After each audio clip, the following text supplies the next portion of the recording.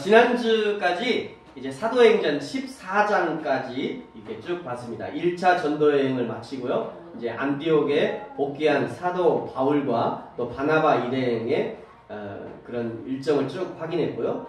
1차 전도 여행이 이제 더베까지 가서 다시 이렇게 쭉 돌아와서 안디옥까지 가는데 1차 전도 여행은 복음의 씨를 뿌리는 여정이었습니다. 씨 뿌리는 여정이니까 얼마나 이렇게 쉽지 않았겠죠. 그래서 1차 전도 여행을 통해서 막 사람들이 예수님께로 돌아오긴 했지만 이거는 아직 씨 뿌리는 작업이었어요. 사도행전에는 세 가지 중요한 흐름이 있다고 이전에 제가 말씀을 드렸는데요. 이 세 가지 흐름이 있습니다. 첫 번째는 1장부터 7장까지는 교회가 어떻게 형성이 되었는가. 그리고 이제 8장에서 12장까지는 교회가 과도기를 어떻게 지냈는가. 그리고 13장부터 마지막 28장까지는 교회가 어떻게 이방 세계로 확장이 되어 갔는가. 이렇게 이 세 부분으로 나누면 이렇게 나누고요. 근데 이거를 조금 더 이제 더 크게 나누면 1장부터 14장까지를 교회가 어떻게 형성이 되었는가로 볼 수 있습니다. 그래서 1장부터 14장까지 마지막 1차 전도 여행까지 해서 어떻게 교회가 형성이 되었는가 1장부터 14장까지 그리고 이제 15장부터 28장까지가 그러면 이렇게 확장이 된 교회가 어떻게 각 지역에 정착하게 되었는가 이런 부분을 알려줄 수 있다고 볼 수 있습니다. 그 중심에 안디옥 교회가 있는 거예요. 그래서 사도 바울 1차, 2차, 3차, 마지막 4차까지도 사실은 안디옥 교회를 중심으로 전도 여행이 이루어지는 것을 이제 앞으로 확인할 수 있을 것입니다. 이 안디옥 교회에는요, 세 가지 특징이 있었습니다. 첫 번째는 안디옥 교회는 생명력이 넘치는 교회였어요. 생명력이 있다는 것은요, 계속 생명이 탄생하고 활력이 있었다는 거죠. 교회에 전도해서 들어오는 사람이 계속 있어졌고요. 또 전도되어 들어온 사람들은 계속 신앙이 성장하고 또 다른 사람들을 섬기는 사역으로 때로는 선교사로 파송하는 그런 사역을 했다는 것입니다. 여러분 우리 부르신 교회는 생명력이 있는 교회 같습니까? 아닌 것 같습니까? 있는 것 같아요. 오, 아멘. 왜 제가 가만 생각해 보니까 우리 교회도 참 생명력 있는 교회다라는 생각이 들어요. 왜 그러냐면 물론 이제 권사님들이 아기를 낳는 건 아닙니다만 그것이 문제가 아니라 영혼이 날마다 새롭게 되잖아요. 영혼이 날마다 새롭게 돼요. 어제 그 영혼과 오늘 내 그 영혼이 다른 거예요. 그러니까 얼마나 생명력이 있겠어요. 이 안디옥 교회는 이런 생명력이 영혼의 생명력, 육의 생명력만이 아니라 영혼의 생명력도 풍성한 교회였다. 두 번째 안디옥 교회는요.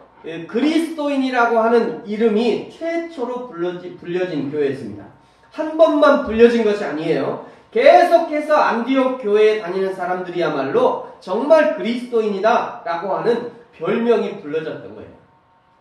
미국에서 실제로 있었던 일인데요. 어떤 사람이 미국을 쭉 우리나라 사람인데 미국을 쭉 여행하다가 어느 지역에 가서는 딱 주일이 된 거예요. 그래서 호텔에서 혼자 예배하는 건 좀 그렇고 그래서 미국까지 왔으니까 미국에 있는 교회를 한번 다녀봐야 되겠다 이렇게 생각하고는 호텔 문 앞에 딱 나갔더니 택시가 있어가지고요. 택시 타가지고 기사 양반 이 근처에 좋은 교회로 가주시오 이랬대요. 좋은 교회로.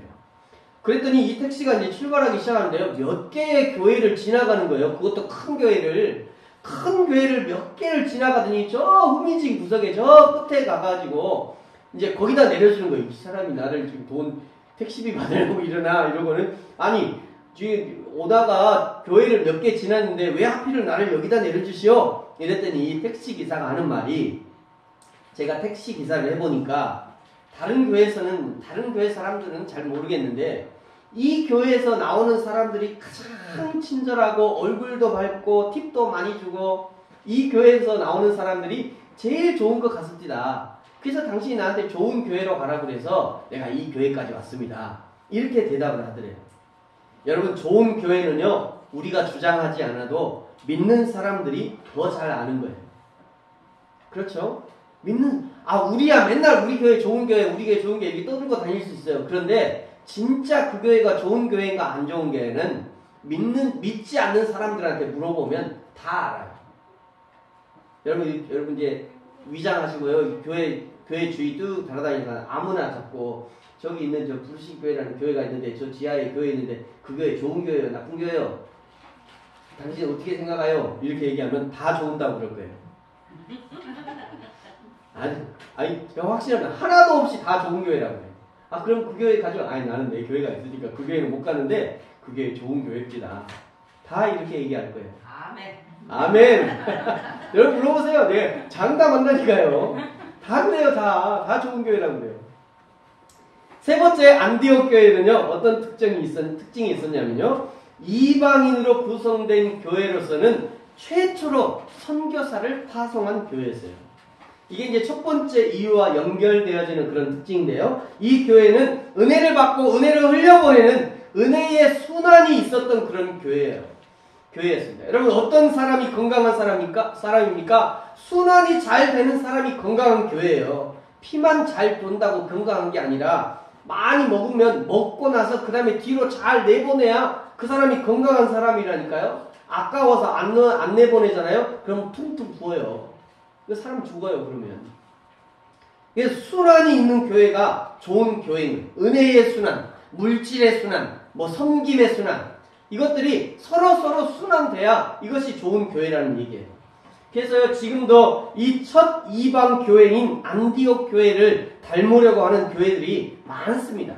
우리나라의 깡통 교회로 유명한 저 전주 안디옥 교회가 있죠. 이게 전주 안디옥 교회인데요. 왜 깡통 교회냐면 교회가 예전에 미군들이 쓰던 저 미군 경납고 저게 미군 비행기 경납고라고 그래요. 비행기 경납고니 뭔지 모르겠지만 하여튼 저기가 이제 미군들이 쓰던 그 경납고인데 저기를 그대로 교회가 쓰는 거예요. 저걸 안 바꿔요. 지금도 아마 저대로 있을 거예요 아마. 저대로 안 바꿉니다. 저 안디옥 교회가 유명한 것이 저 이름 때문은 아니고요. 이름 때문이 아니고 교회의 겉모양 때문도 아닙니다. 사실은 이 교회의 재정의 80% 이상을 구제와 선교에 쓰고 있어요. 지금도 아마 그렇게 할 거예요. 지금. 아주 유명한 교회입니다. 이 교회가 늘 외치는 표 같은 게 하나 있는데요. 어떻게 외치냐면 이렇게 외쳐요. 저 빨간 글씨 같이 한번 읽어볼까요? 시작. 선교를 위해 불편하게 살자. 다시 저를 따라서 선교를 위해 불편하게 살자. 다시 한번 선교를 위해 불편하게 살자. 네, 이 교회가 늘 이렇게 선교를 위해 불편하게 살자라고 하면서 얼마나 많이 모이냐. 3, 4천 명 모일걸요 지금도요. 굉장히 유명한 교회입니다. 그래서 가만 생각해봤어요. 저게요 여름이면 얼마나 더울까 세상에. 네? 물론 에어컨이 있겠지만 선풍기 있겠지만 제가 저기를 탐방하고 오신 분의 얘기를 들으니까 여름에는 땀을 뻘뻘 흘리면서 예배를 드린대요. 겨울에는 추워서 벌벌 떨면서 예배 드리고. 그러고 우리 교회는 진짜 좋은 교회예요. 여름엔 시원하죠. 겨울엔 따뜻하죠. 지하의 특징이에요. 우리 교회는 아무리 떠들어보세요. 누가 뭐라 안 해요. 이렇게 좋은 교회를 놓고 말이죠. 어디로 가시는지 다들. 네. 그 교회가 그랬습니다. 근데 이 기독교 역사를 보면요. 이 초대교회와 안디옥 교회를 포함해서 이 땅에 세워진 모든 교회는요. 세 가지 사이클이 있다는 거예요. 첫 번째는요. 복음이 심어지고 전해질 때 반드시 핍박이 일어납니다. 핍박. 기독교는 반드시 그 시기를 거쳐야 되는 거예요. 개인과 교회가 모두 마찬가지입니다. 그래서 예수 안 믿는 집에서 처음 예수 믿으면 핍박이 있잖아요. 성경책 다 찢어버리고 예수 믿으려면 나가라 그러고 말이지. 뭐 다 신겨놓고 이 교회 갔다 오라고 그러고 말이지. 그런 게 다 있어요. 이게 처음에 예수 믿을 때 반드시 핍박이 같이 오는 거예요. 이런 핍박기에 나타나는 공통점이 뭐냐면요. 이런 핍박기 때는 절대 분열이나 이단이 없습니다. 분열을 하지 않아요. 교회는 분열하지 않습니다. 이단도 나타나지 않아요. 이런 기회는. 우리 한국교회가 가장 성렬하고 강력했던 시기를 꼽은다면 아마 일제강점기와 그리고 6.25 전쟁을 겪으면서 그때는요. 이단도 없었고요. 분열하지도 않았어요. 당장 사느냐 죽느냐의 문제가 있었기 때문에 분열할 여유도 없었고요. 이단이 나오려고 생각도 안 해요. 이때는. 온 교회가 그냥 생명 공동체로 얽혀져서 분열을 할 여유도 없는 것이죠. 이렇게 두 번째, 이러면서 이제 두 번째 사이클로 자연스럽게 연결되는데요. 그게 뭐냐면 부흥기입니다. 이렇게 이 핍박기를 잘 견디고 나면 그 다음에 이제 부흥기가 오는 거예요. 이때는요, 교회가 신앙적으로 숫자적으로 아주 급성장하게 됩니다. 그야말로 전성기를 맞이하는 거예요. 우리나라도 70년대, 80년대가 우리나라의 아주 전성기였죠. 한국교회 전성기. 여의도 그 작은 땅에서 100만 명이 그것도 노숙을 하면서 말이죠. 노숙을 하면서 몇 밤 며칠을 거기서 집회를 했잖아요. 우리 가운데 혹시 다녀오신 분이 있을지 모르겠습니다. 저는 전설로만 들었습니다. 전설로. 갔다 오셨어요? 예. 얼마나 열정이 있었으면 거기가 어디라고 거기까지 가셨어요. 우리가 그런 때가 있었단 말이에요. 그런데 이게 이제 부흥기의 특징이에요. 부흥기. 그런데요, 이 부흥기의 특징은 이단도 함께 일어나요. 이단도 함께 일어납니다. 변질된 복음이 교회에 들어오기 시작해요. 교회가 세속되기 시작합니다. 그러면서 자연스럽게 이제 세 번째 사이클로 넘어가는데요. 그건 뭐냐면 분쟁기입니다. 분열하고 분쟁기. 내부로부터 교회가 무너지기 시작하고요. 사회로부터 지탄을 받기 시작합니다. 분쟁기에 접어드는 거예요. 드디어 교회가. 여러분, 우리 한국 교회는 지금 어디에 있을까요? 저는 이 분쟁기가 아닌가 생각해요. 분쟁기. 네. 우리 한국 교회는 이제 부흥기가 끝났어요. 그래서 죄송합니다만 저희 교회도 당연히 부흥하고 싶어요. 부흥해야죠, 당연히. 그런데 부흥하기가 쉽지 않아요. 네. 생각해보세요. 제가 뭐 얼굴이 못생겼으니까 설교를 못합니까? 그러잖아요. 부흥할 만한 조건은 다 아멘. 아멘.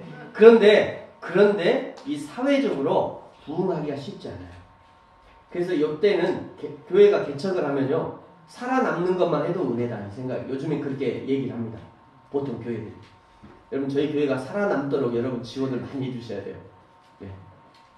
같이 살아남아야 되지 않겠습니까? 네, 그런 기회. 그래서 지금 한국 교회는 이 분쟁기에 접어들고 있어요. 분쟁기가 끝나잖아요. 그러면 어디로 갈까요? 핍박기로 갑니다. 이제 여러분 조금만 해서 우리의 자녀들은요, 핍박기를 지내야 될지도 몰라요. 그래서 교회 가는 사람들, 뭐 이 미국에서는 이미 그런 일이 일어나잖아요. 뭐 동성 결혼하려는 사람들이 교회에 와가지고 목사님 주례해 주세요 그랬더니 주례 못한다 그랬더니 신고해가지고 철장 가고요. 동성 결혼하는데 케이크 만들어 주세요 그랬더니 우리는 신앙인이기 때문에 동성 결혼하는 데는 케이크 못 받습니다. 이래가지고 또 신고해가지고 또 철장 가고요. 그게 핍박인 거죠. 우리 대한민국도 언제든지 이제 그런 지금 시기로 가고 있는 거예요. 그래서 저와 여러분은 차라리 다행일지 몰라요. 저 핍박기는 안 지났잖아요, 우리가. 그런데 우리의 후손들, 우리의 자녀들은요, 저 핍박기를 지내야 될지도 모릅니다. 그래서 참 우리 어린 자녀들 신앙교육을 참 잘해야 돼요. 네. 오늘 이렇게 이제 안디옥 교회가 최초로 이방 교회에 세워진 교회였지만, 이상적인 교회였지만, 그러나 안디옥 교회도 완벽한 교회는 되지 못했던 거예요. 그래서 기독교 역사의 패턴을 안디옥 교회도 그대로 겪게 되는 것입니다. 오늘 1절에 보니까 이런 말씀이 있죠. 핍박기를 잘 견디고요. 그리고 놀라운 교회의 부흥을 경험했던 이 안디옥 교회에 어떤 사람들이 유대로부터 내려와서 안디옥 교회의 형제들을 가르치기 시작합니다. 여기 보니까 어떤 사람들이 유대로부터 왔다, 유대교에서 왔다 이런 의미입니다. 유대교의 정신을 가지고 온 것이에요. 그들이 내려와서 안디옥 교회의 형제들을 가르치는데요. 뭐라고 가르치냐면 할례를 받지 않으면 능히 구원을 받지 못한다. 할례를 반드시 받아야 된다. 할례를 안 받으면 너희가 구원이 없다. 이렇게 가르친 거예요. 이것 때문에 사도 바울과 바나바 팀과 적지 않은 다툼과 변론이 일어났습니다. 다툼과 변론이 일어나면 이거는 해결이 안 되는 일이에요. 해결이 안 되니까 그래서 이 문제들을 예루살렘에 있는 사도들과 장로들에게 보내기로 작정합니다. 이거는 바울과 바나바 또 그거를 주장하는 사람들과 이거 얘기해서 될 일이 아니라 그럼 애초에 예루살렘에 그 본교회에 보내가지고 본교회의 사도들과 장로들에게 판결을 받자 이렇게 얘기하는 거예요. 그래서 바울과 바나바가 이 문제를 가지고 이제 예루살렘으로 가게 됩니다. 이미 말씀을 드렸듯이 당시에는요 대중교통이 없었기 때문에 낙타를 타고 걸어가든지 이제 안디옥에서 가는 거죠. 낙타를 걸어가든지 배를 타고 가는 거예요. 근데 오늘 바울과 바나바는 이게 걸어서 가기로 합니다. 배를 타고 가면 훨씬 빠를 건데 일부러 걸어가는 거예요. 일부러. 3절에 보면 먼저 베니게에 도착했다 하는데 이 베니게는 지금의 레바논 지역이고요. 성경에는 두로와 시돈으로 표현되어 있습니다. 이쪽으로 먼저 가게 돼요. 왜 여기를 먼저 가냐면 물론 내려가는 길이 그 길목이긴 합니다만 이 두로와 시돈, 베니게를 왜 거치냐면 이미 흩어진 신자들이 이 지역에서 전도를 하고 있었고 교회를 형성하고 있었기 때문에 바울과 바나바는 그곳을 지나면서 성도들을 격려하려 했던 거예요. 그냥 빨리 가니까 그리 간 게 아니라 우리가 걸어가면서 성도들, 그동안 전도해서 세워둔 교회들도 보고 또 성도들을 격려하기 위해서 일부러 이 길을 천천히 이렇게 걸어오고 있는 겁니다. 그 베니게 아래쪽에 보면 사마리아가 있습니다. 사마리아는 사도행전 8장에 보시면요. 빌립이 전도해서 사마리아에 큰 부흥이 일어난 것을 볼 수 있죠. 거기서도 교회가 형성이 되어졌고요. 활발하게 복음이 전해지고 교회가 성장하고 있었다는 것을 알 수 있습니다. 이 지역의 성도를 만나고 그들을 격려하면서 1차 전도 여행에 간증을 하면서 내가 어디 이렇게 돌아왔고 가는 데마다 예수님 믿는 사람들이 많이 일어났고 가는 곳마다 교회가 이거를 이제 간증하면서 돌아오는 거예요. 이렇게 바울과 바나바는 예루살렘으로 가는 길마저도 성도들을 돌아보는 좋은 계기로 삼은 것입니다. 여러분, 저와 여러분도요, 잘 살펴보면 복음을 전할 기회는 얼마든지 찾아옵니다. 얼마든지. 며칠 전에요, 교회에서 이제 사역을 다 마치고 그날 교회 이제 집에 가다가 밤이어서 밤늦게 그래서 배가 고파가지고 우리 가면서 뭐 먹자 이래가지고 이제 가다가 그게 뭐였죠? 곱창이었나? 저 가다가 여기서 가다가 가다면 저 끝에 곱창집이 있어요. 아 맛있더라고요. 네? 막창. 그 막창을 먹었는데 굉장히 맛있어요. 여러분 추천합니다. 굉장히 맛있는데 거기 가서 이제 많은 얘기를 했어요. 그 주인, 웬만하면 주인이 손님하고 잘 얘기 안 하잖아요. 근데 그 주인은 되게 좋으신 분, 정직하신 분인 것 같아요. 가만 보니까 15년을 그 자리에서 했대요. 굉장히 정직하신 분이에요. 아주 바르신 분 같아요. 이제 자기는 이제 불교입니다 이렇게 얘기하고 1년에 한 번씩 교회도 절에도 간다 이렇게 얘기하더라고요. 그래서 이제 저는 가만히 있었고 나중에 우리 사모님이 교회 오세요 이렇게 얘기했는데 제가 가만히 있었던 이유는 얘기를 많이 하고요. 지금 제가 거기서 저 불신교회 목사입니다 이러면 목사입니다 하는 순간에 편견이 딱 들어가요. 그래서 제가 조금 그날은 제가 조용히 했어요. 나중에 또 가려고요. 저희 같이 한번 가시게요. 우리 황 권사님이 가면 그분 금방 전도하실 것 같아요. 근데 거기 가서 이제 이렇게 전도했는데요. 어쨌든지 저와 여러분에게도 전도할 기회는 사실은 많이 찾아와요. 저와 여러분이 살아가는 모습을 보면서 당신은 도대체 무엇 때문에 그렇게 행복하십니까? 당신은 왜 매사에 그렇게 긍정적이십니까? 무엇 때문에 그렇게 당신은 자신감이 있으십니까? 왜 그렇게 세상을 두려워하지 않으십니까? 왜 죽음을 두려워하지 않으십니까? 넉넉하지 않은 것 같은데 당신도 보니까 그렇게 넉넉하지 않은 것 같은데 왜 이렇게 마음이 넉넉하십니까? 도대체 그 이유가 뭡니까? 이런 질문을 받을 때 그때가 바로 복음을 전할 기회라는 거예요. 근데 여러분, 내가 당신처럼 예수 믿으려면 나는 예수 안 믿어. 이런 얘기하면 절대 예수 얘기하시면 안 돼요. 예수 믿는다고 예수 소리도 하지 마시오. 그때는 조용히 하세요. 그냥 그때는 내가 당신처럼 예수 믿으려면 내가 예수를 안 믿어. 이런 말 들으면 조용히 하셔야 돼요. 그때는 하나님이 이름을 묵시하는 거예요. 그때 말고 여러분을 보면서 삶을 보면서 당신은 어쩌면 그렇게 긍정적이요. 어쩌면 그렇게 밝고요.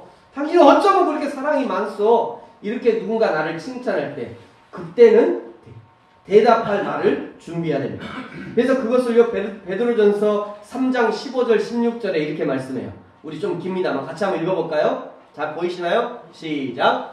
너희 마음에 그리스도를 주로 삼아 거룩하게 하고 너희 속에 있는 소망에 관한 이유를 묻는 자에게는 대답할 것을 항상 준비하되 온유와 두려움으로 하고 선한 양심을 가지라. 이는 그리스도 안에 있는 너희의 선행을 욕하는 자들로 그 비방하는 일에 부끄러움을 당하게 하려 함이라. 아멘. 여기 보니까 대답할 것을 항상 준비하래요.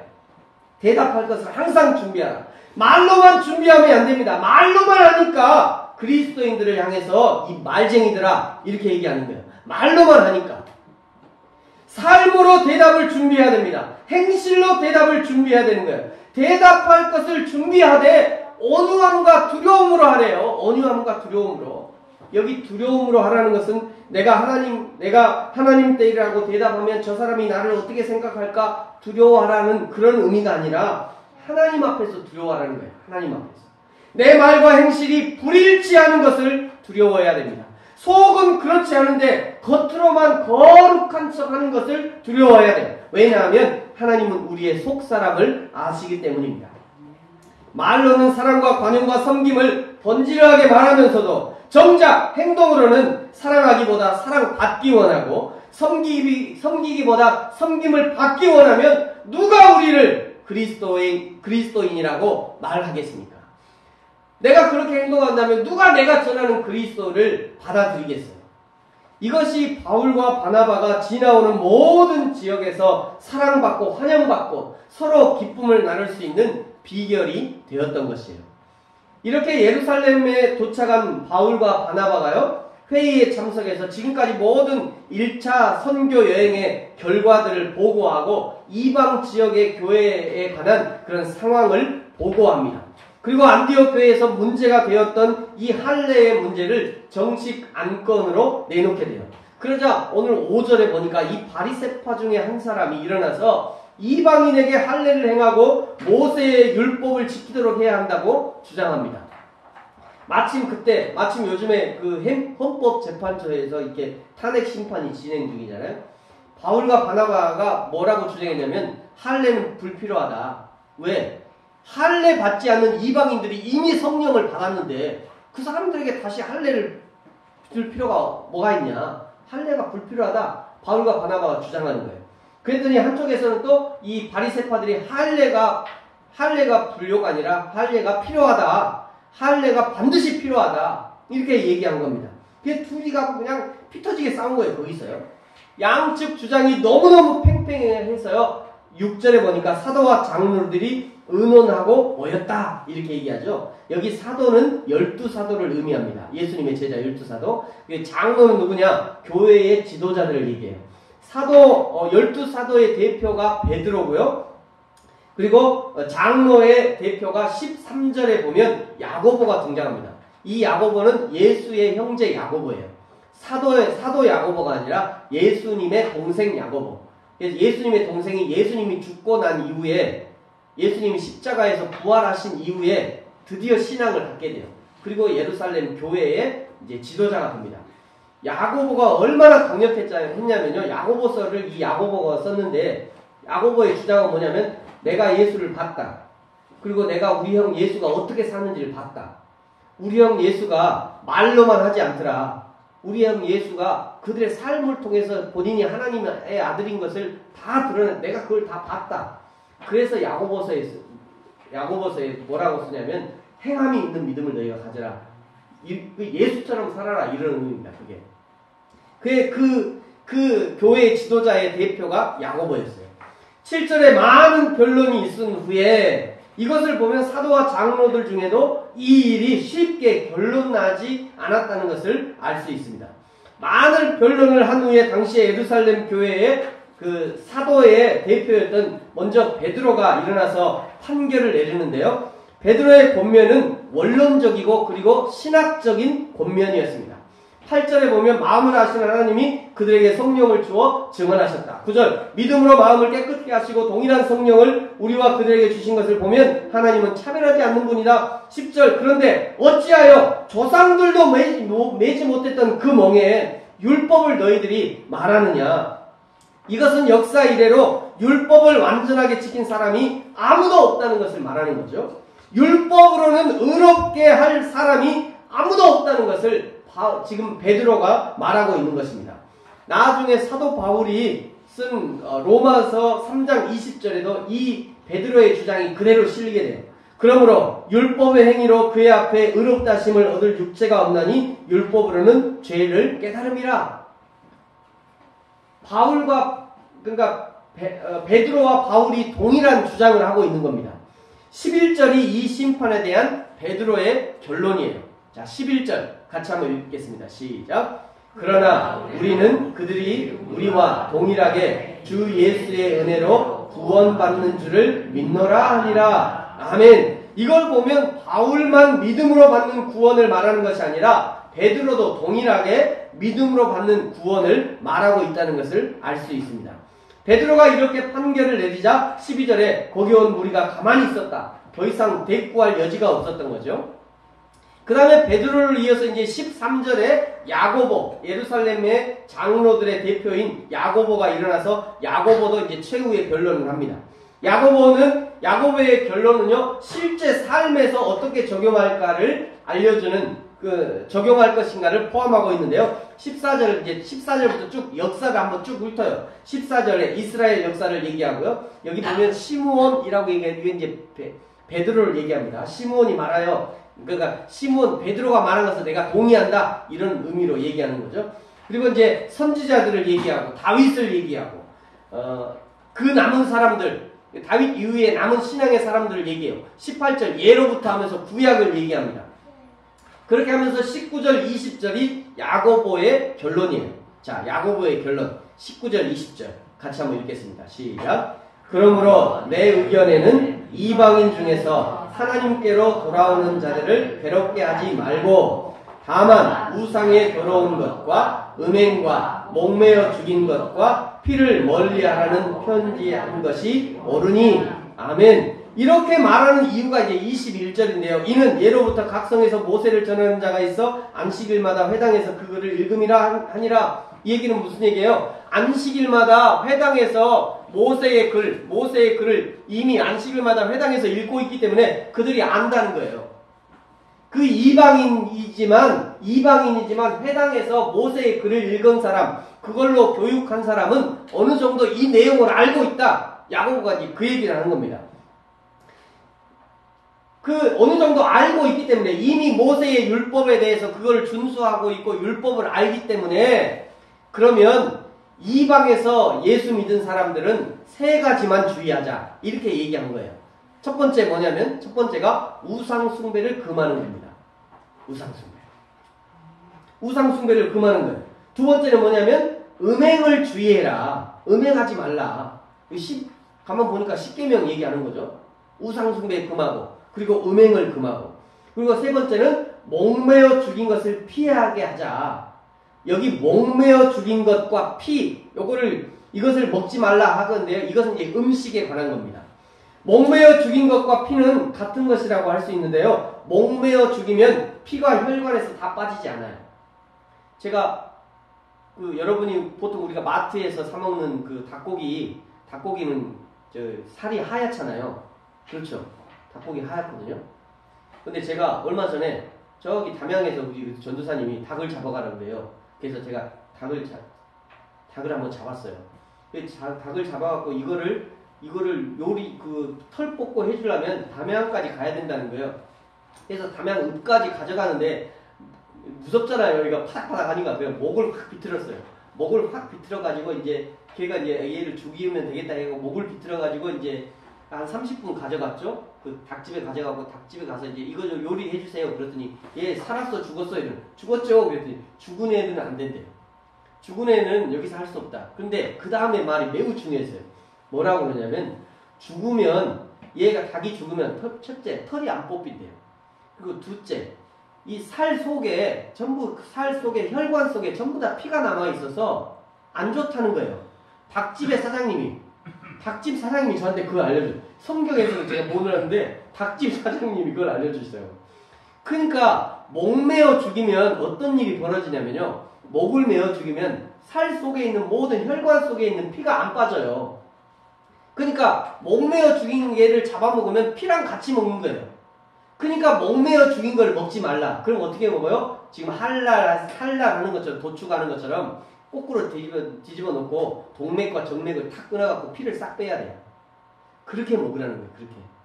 그렇게 먹어야 건강하다는 거예요. 그러니까 하나님이 그걸 얘기하는 겁니다. 지금. 그래야 피를 먹지 않게 된다는 거예요. 한마디로 야고보의 권면은요, 이방인들이 우상 숭배와 음행과 그리고 핏째 먹는 음식을 가리는 것, 이 세 가지만 주의하면 되지 않겠냐, 이렇게 권면하고 있는 것입니다. 여러분, 저와 여러분도 엄밀하게 말하면 이방인 중에 예수를 믿는 경우예요. 저와 여러분도. 대한민국도 마찬가지죠. 이스라엘은 유대요. 이스라엘만 빼면 전부 다 이방인인 거잖아요. 그러면 우리도 우상 숭배와 음행과 그리고 피를 먹게 되는 음식을 주의해야 될 필요가 있습니다. 이것은 우리 그리스도인만 해당되는 것이 아니라 하나님의 형상으로 창조된 모든 인류가 건강하게 살기 위해서 필요한 규정이라고 할 수 있습니다. 여러분, 이 세 가지 규정 중에 가장 안 지켜지는 게 뭘까요? 말이 필요 없죠. 음식에 관한 규정이에요. 그래도 우리 그리스도인들은 우상숭배 잘 안 합니다. 그죠? 그래도 내가 예수 믿는데 우상숭배 하면 안 되지. 내가 예수 믿는데 그래도 절집에 가면 절이나 뭐 그 무당들한테 가면 안 되지. 이런 생각이 있어요. 우상숭배 잘 안 해요. 그리스도인들은. 그리스도인들은 음행을 주의합니다. 스스로도. 내가 예수 믿는 사람인데 하나님이 나 은밀한 중에도 나를 보고 계신데 내가 음행하면 안 되지. 이렇게 얘기해요. 근데 세 번째, 음식에 대해서는 주의합니까? 안 합니까? 대부분 안 합니다. 왜 그러냐면 다 믿음으로 먹으면 되지 뭐. 뭐 믿음으로 먹으면 돼요. 주의 안 하잖아요, 지금. 근데 대부분 이 그리스도인들이 그냥 믿음으로 먹자, 뭐든지 다. 이러고는 막 먹어요. 큰일 났어요. 선짓국 좋아하는데. 선짓국이니 순대니 다 피잖아요, 사실은. 그래서 이제 요것만 해도 사실은 큰데요. 우리가 조금 생각을 해봐야 돼요. 여러분 생각해 보셔야 돼요. 이게 핏째 먹는 음식이 뭐가 있나? 음식, 동물의 피를 그냥 먹는 것이 뭐가 있나? 그래서 이 음식은 주의해야 됩니다. 음식은. 이렇게 해서요, 안디옥 교회에서 발생한 할례의 문제가 예루살렘 교회 회의에서 정리가 됩니다. 굳이 이방인 신자들은 할례를 받지 않아도 되고, 그리고 우상 숭배와 음행과 목을 메어 죽인 것, 핏째 먹는 것을 주의하라는 것으로 권면을 마무리하게 되는 것이에요. 저도 여기서 오늘 설교를 마무리하겠습니다. 네. 교회가 형성이 되어지고요, 또 교회가 정착되어야 되는 그 중심에 안디옥 교회가 있었습니다. 안디옥 교회는 생명력이 넘치는 교회였어요. 그리스도인이라고 하는 별명으로 불려지는 성도들이 있었고요. 그리고 선교사들을 파송하는 건전한 순환이 있는 교회였습니다.